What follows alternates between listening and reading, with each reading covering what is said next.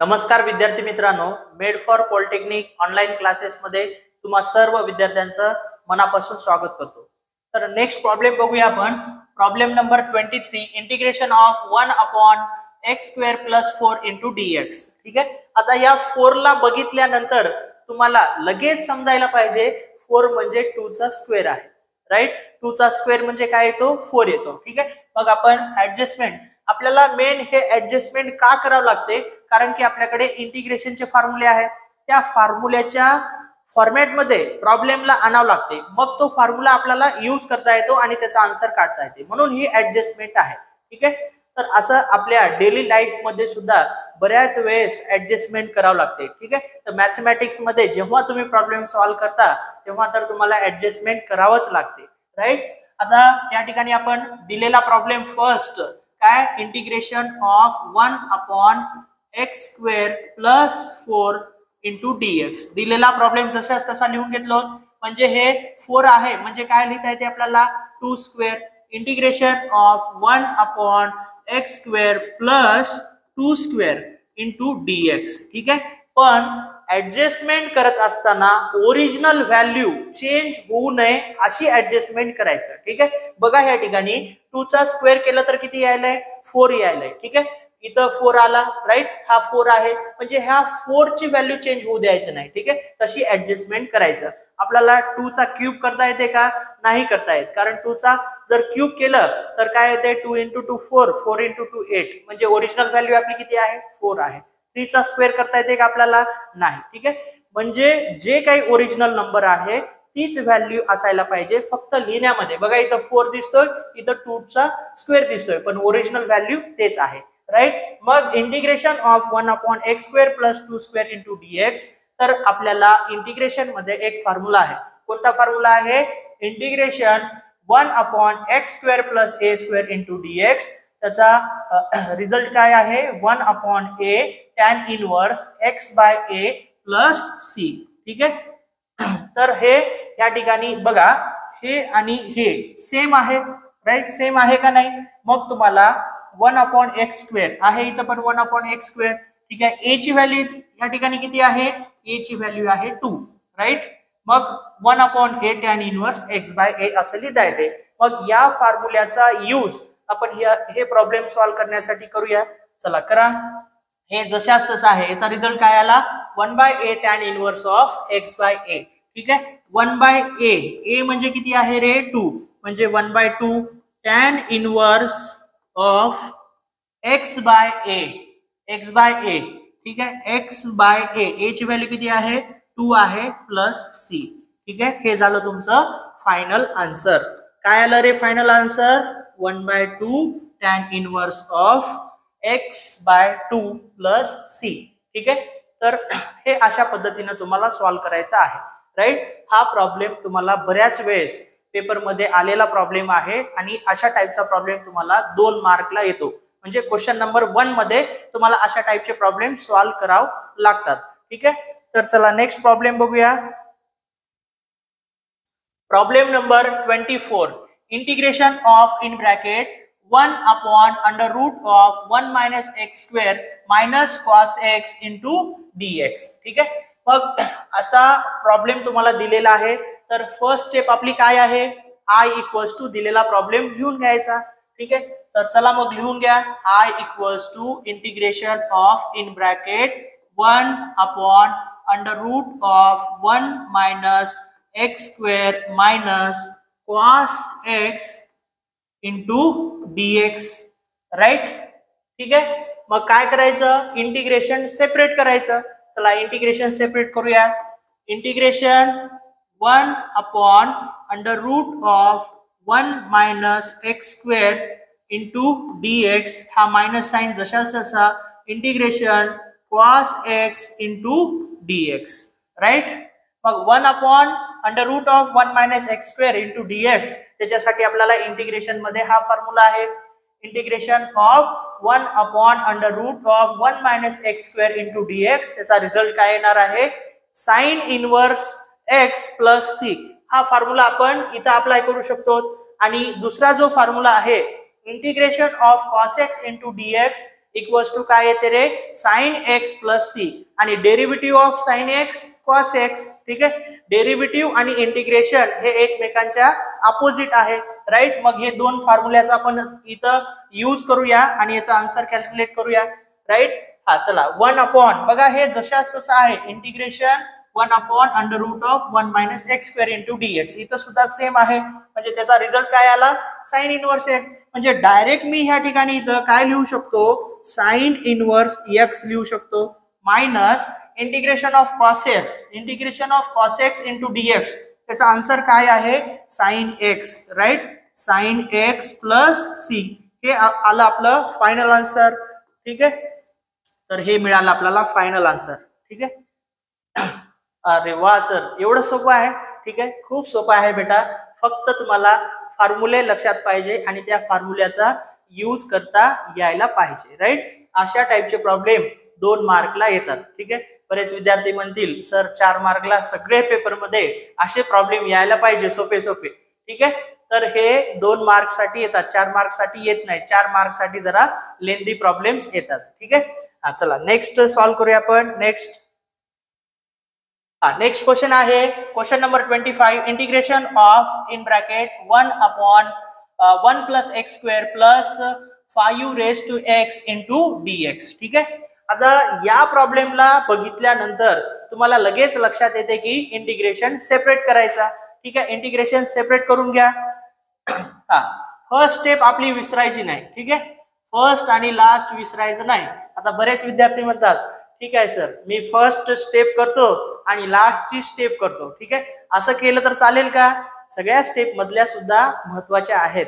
ठीक आहे, पण तुम्ही जेवढं सिस्टमॅटिक पेपर सॉल्व्ह कराल तेवढं सिस्टमॅटिक तुम्हाला मार्क मिळतात. ठीक आहे, मग कुठलाही क्वेश्चन कसाही ठीक आहे कसंही अक्षर असेल तर असं करू नका. व्यवस्थित पेपर सॉल्व्ह करत असताना किंवा आता सुद्धा नोटबुक मध्ये प्रॉब्लेम सॉल्व्ह करत असताना व्यवस्थित लिहून घ्यायचं, systematic step by step solve करत जायचं. ठीक आहे, मॅथमॅटिक्स मध्ये स्टेप्सला खूप इम्पॉर्टंट आहे, कारण एकही स्टेप रॉंग झाली की सगळा प्रॉब्लेम रॉंग होतो. बाकी थेअरी सब्जेक्ट मध्ये तुम्हाला डायग्राम काढला, थोडी डायग्राम रॉंग झाली तरी थोडं एखादा मार्क कमी पडू शकतो. थेअरी मध्ये तुम्ही थोडं कमी लिहिलात तर एखादा मार्क कमी होऊ शकतो. पण मॅथमॅटिक्स मध्ये एक जर स्टेप तुम्ही रॉंग केलात तर सगळा प्रॉब्लेम रॉंग होऊन जातो, म्हणजे मार्क आपले 0 होऊन जातात. त्यामुळं systematic step by step problem solve करायचा. ठीक आहे, दिलेला प्रॉब्लेम आपण आय इक्वल्स टू लिहून घेऊया in bracket 1 upon 1 plus x square plus 5 raise to x into dx right. मग इंटिग्रेशन सेपरेट करा. Integration 1 upon 1 plus x square into dx हा प्लस साइन जशाच तसा integration of 5 raise to x into dx right. मग आपल्याकडे formula आहे. कोणता formula आहे सर? बघा असा फॉर्म्युला आहे. ठीक आहे, फॉर्म्युल्याची सुद्धा लिस्ट आपण केलेली आहे आणि त्याचे सुद्धा व्हिडिओ बनवलेले आहेत. ज्या विद्यार्थ्यांनी फॉर्म्युल्याचे व्हिडिओ बघितलेले नाहीत त्यांनी सगळ्यात पहिल्यांदा फॉर्म्युल्याचे व्हिडिओ बघून घ्या, म्हणजे तुम्हाला कुठलाच प्रॉब्लेम मध्ये सॉल्व्ह करत असताना अडचण येणार नाही. ठीक आहे, integration of 1 upon 1 plus x square into dx equals to tan inverse x plus c. ठीक आहे, हा जशाच तसा आपण इथं वापरू शकतो. म्हणजे याचा रिझल्ट काय आला रे tan inverse of x plus c. ठीक आहे, मग इथं लिहून घ्या टॅन इनवर्स एक्स. ठीक आहे, सी आपण लास्टला लिहू सगळ्यासाठी common plus integration of 5 raise to x into dx. तर हा तर फॉर्म्युला आपण बऱ्याच वेळेस आतापर्यंत सॉल्व्ह केलेला आहे. Integration of a raise to x चा a raise to x upon log a. ठीक आहे, प्लस सी. मग ह्या ठिकाणी ए ची व्हॅल्यू किती आहे? ए ची व्हॅल्यू आहे 5.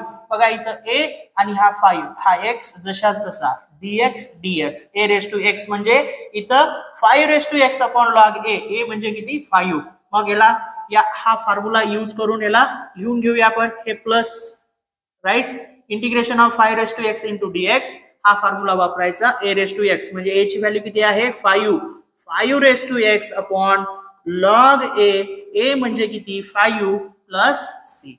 ठीक आहे, हे मिळालं तुमचं फायनल आन्सर. फायनल आन्सरला सुद्धा लास्टला आय इक्वल्स टू लिहून घ्यायचं आणि त्याला ब्रॅकेट करायचं. ठीक आहे, ठीक आहे. तर हा झाला तुमचा प्रॉब्लेम.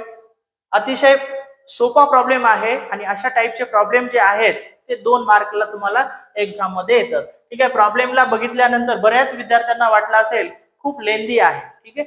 तर काही प्रॉब्लेम्स आहेत लेंदी असतात, काही प्रॉब्लेम्स एकदम शॉर्टकट तुम्हाला बघायला मिळतात. असे प्रॉब्लेम परीक्षेमध्ये तुम्हाला सॉल्व्ह करण्यासाठी फक्त 2 मिनिटं, जास्तीत जास्त 2 मिनिटं ठीक आहे लागतील आणि आपल्याला 2 मार्क त्याचे मिळतात. एक एक मार्क महत्वाचा आहे, कारण की 70 मार्क घ्यायचा असेल तर एक एक मार्क महत्वाचा आहे. ठीक आहे.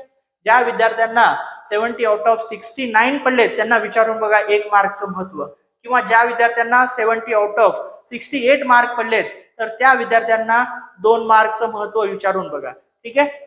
त्यामुळं आपल्याला प्रत्येक स्टेप काळजीपूर्वक करायची आहे. चला next problem number 26, integration of 1 upon 3x² + 4 × dx. ठीक आहे.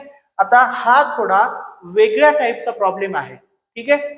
म्हणजे तुम्हाला ह्याच्यामधनं इथं 3x² आहे. ठीक आहे.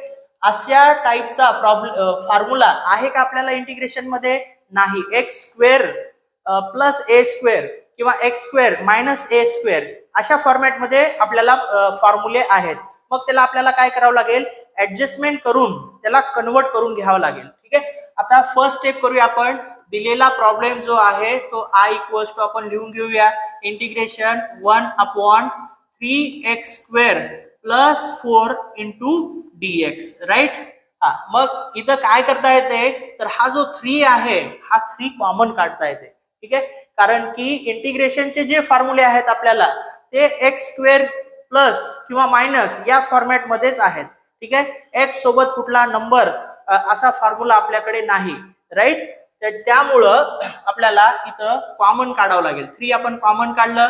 इंटिग्रेशन ऑफ 1 अपॉन 3 जर कॉमन काढलं तर इथं काय शिल्लक राहील रे? x² प्लस इथं 3 नाहीच, आपण कॉमन काढलो म्हणून त्याला 3 ने काय करावं लागेल? डिवाइड करावं लागेल इंटू dx. राईट. मग हे 1/3 इंटिग्रेशनच्या बाहेर घेऊया कारण की ते कॉन्स्टंट आहे. 1/3 integration of 1 upon x² plus 4/3. Right. 4/3. मग 4/3 हे जे आहे तर आपल्याला 2 चा स्क्वेअर केल्यानंतर 4 मिळते. राईट. 3 चा स्क्वेअर केल्यानंतर किती? 9 मिळते. म्हणजे आपल्याला इथं स्क्वेअर करावं लागणार आहे, कारण की फॉर्म्युला काय आहे? Integration 1 upon x² plus a² × dx. Right. हा फॉर्म्युला आहे आपल्याकडे, पण इथं a चा स्क्वेअर यायलाय का? इथं नाही. मग आपल्याला तिथं त्याची व्हॅल्यू चेंज होऊ न देता ऍडजस्टमेंट करावं लागते. तर ऍडजस्टमेंट बघा ह्या ठिकाणी मी कशी ऍडजस्टमेंट करतो. ठीक आहे. 1/3 integration of 1 upon x² plus a² पाहिजे म्हणून मी ह्याला रूट मध्ये 4/3 ठीक आहे. बघा ओरिजिनल व्हॅल्यू चेंज होऊ द्यायची नाही.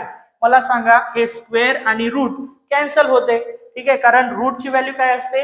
1/2 असते. 2/2 म्हणजे 1 येते. म्हणजे ओरिजिनल व्हॅल्यू इथं 4/3 आहे. इथं जरी मी रूट आणि स्क्वेअर घेतलं तरी ह्याची ओरिजिनल व्हॅल्यू 4/3 आहे. ओरिजिनल व्हॅल्यू आपल्याला चेंज होऊ द्यायची नाही.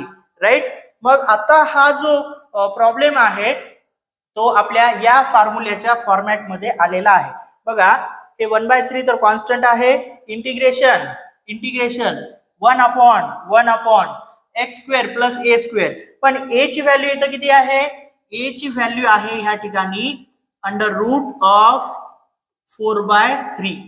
राईट. √4/3. a² आहे तर हे √4/3 × dx. मग त्याचा रिझल्ट काय आहे? 1 upon a tan inverse x/a plus c. Right. मग ह्या ठिकाणी या फॉर्म्युल्याचा यूज करून हा प्रॉब्लेम तुम्ही सॉल्व्ह करू शकता. ठीक आहे. चला सॉल्व्ह करूया आपण. 1/3 याचं इंटिग्रेशन काय आलं? 1 अपॉन a. 1 अपॉन a म्हणजे किती रे? √4/3 into tan inverse x/a. a म्हणजे किती रे? √4/3 प्लस c.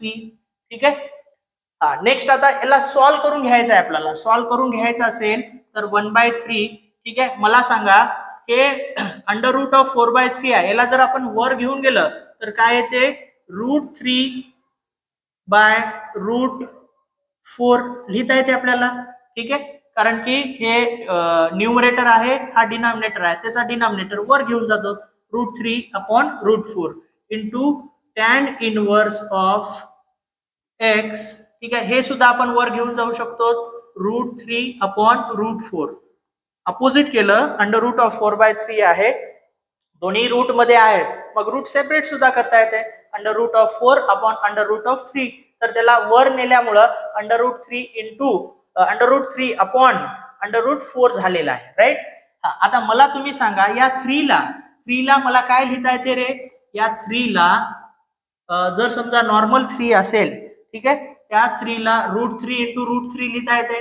ठीक आहे, जर समजा 3 आहे, राईट, या 3 ला काय लिहिता येते? √3 इंटू √3.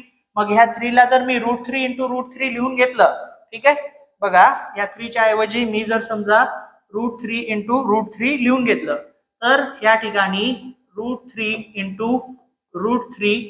ठीक आहे, मग हे √3 काय होऊन जाईल? कॅन्सल होऊन जाईल. आणि हा जो √4 आहे, तर त्याचा रिझल्ट काय येतो? कारण की या √4 ला असं लिहिता येते आपल्याला, √4 जर असेल तर त्याला अंडर मध्ये 2 चा स्क्वेअर लिहिता येते. राईट, 2 चा स्क्वेअर लिहिल्यामुळं हे 2 आणि रूट कॅन्सल होऊन जाते, म्हणजे शिल्लक काय राहील? 2 राहील फक्त. राईट, मग बघा शिल्लक काय राहिलं? हे वरचं √3, हे √3 कॅन्सल झालं. 1 अपॉन या √4 च्या ऐवजी किती शिल्लक राहिलं? फक्त 2. 1/2 आणि इथला हा √3 into tan inverse x into √3 upon ह्या √4 ला काय लिहिता येते रे? 2 लिहिता येते, प्लस सी. ठीक आहे, तर हे झालं तुमचं फायनल आन्सर. फायनल आन्सर सुद्धा कशाच्या इक्वल्स टू लिहायचं?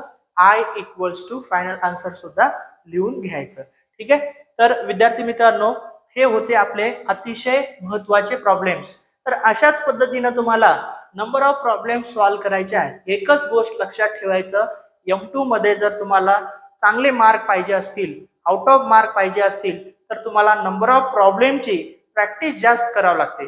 जेव्हा तुम्ही नंबर ऑफ प्रॉब्लेम्स जास्त सॉल्व्ह कराल, तेव्हा ऑटोमॅटिक कधी कधी डोक्याची सुद्धा गरज पडत नाही. ठीक आहे, हातच तुमचं सॉल्व्ह करून टाकून देते. ठीक आहे, तर एवढी प्रॅक्टिस तुमची व्हायला पाहिजे. विद्यार्थी मित्रांनो, या व्हिडिओमध्ये आपण इथंच थांबूया. पुन्हा भेटूया नेक्स्ट व्हिडिओमध्ये. जय हिंद, जय महाराष्ट्र.